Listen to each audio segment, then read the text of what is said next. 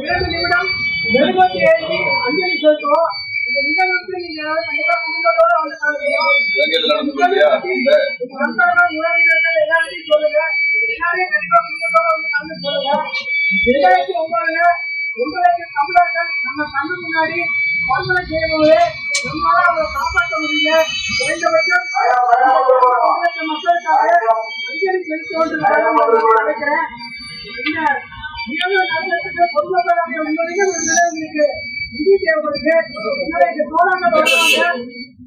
இதனால முடிஞ்ச நிதி பங்களிப்பு தருமாறு தாழ்மையாக கேட்கிறோம். இந்த ஜெனரேஷன் தெரியாம